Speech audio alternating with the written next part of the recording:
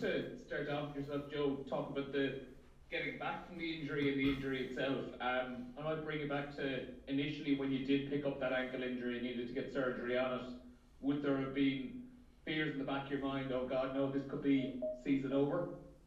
Yeah, definitely early on I thought it was quite looking tight if I'd get back for the end of the season, but so yeah, I was a bit worried early on, but yeah, we have a great physio team in here, so that luckily they got me back probably a week or two earlier than I expected, so just delighted to be able to get a game under my belt before the end of the season. And then once you got a kind of a rough picture of when you could potentially be coming back, I mean obviously it's marked down and you're looking at the time, I imagine, thinking there's potentially quarterfinals, semi-finals around. I imagine that was a huge motivating factor to get back knowing you were coming into the business end of the season.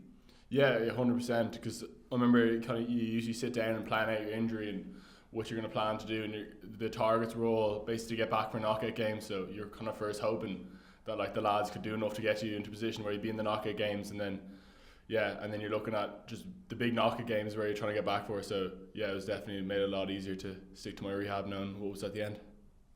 And you were straight into it in that game against Toulouse. How's the body been holding up since then? Like, I mean, it's a couple of big games to have been involved in.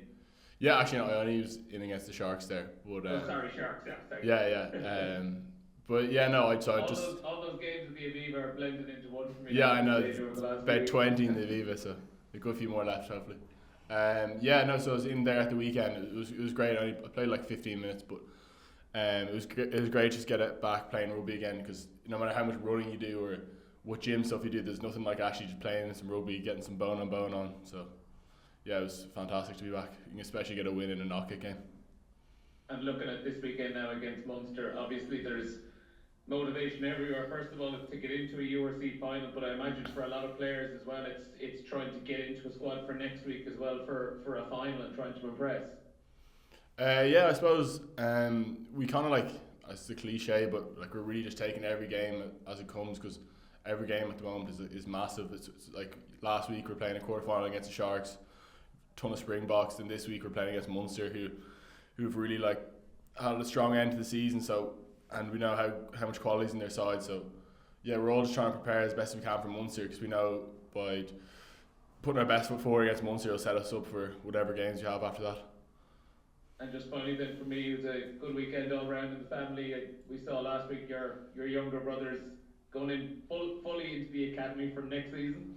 Yeah, it'll be quite funny maybe getting lifts in with him and things like that, but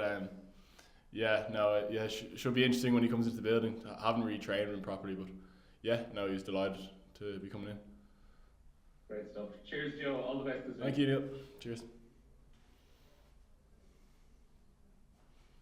Joe, hi, Will from Virgin Media here. Just wanted to ask you, just obviously with these two huge games coming up and the size, the strength of the Leinster squad, just how competitive is it between all you guys trying to break into that one of those 15 places? Yeah, it's hugely competitive. I think every year it just seems like there's more competition, more lads are stepping up.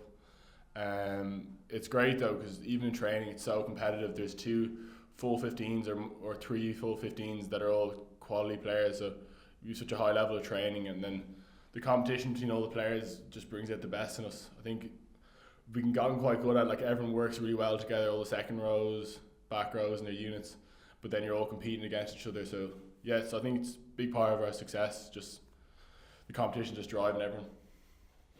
And never mind having an off day on the pitch, but can you even afford to have an off day in training now at this stage? Yeah, not really, especially because all you have is only a couple of games left in the season, and then the training session, every session kind of matters. So yeah, if you're not you need to put your best foot forward every time you get an opportunity, because they're pretty limited. You're either playing like a couple of games or your training sessions, so you're kind of kept on your toes. And listen, finally for me, not much needs to be said about a game against Munster. Obviously there's a huge rivalry there. It happens a few times a season, and this could go on to be one of the most memorable seasons for Leinster ever in their history. So how important is it for you guys to get another win over them this weekend? Yeah, I think it's massive. There's definitely like a different edge around the building, especially the inter-pro weeks, and I think you're quite heightened in awareness, because you know all the players you're playing against.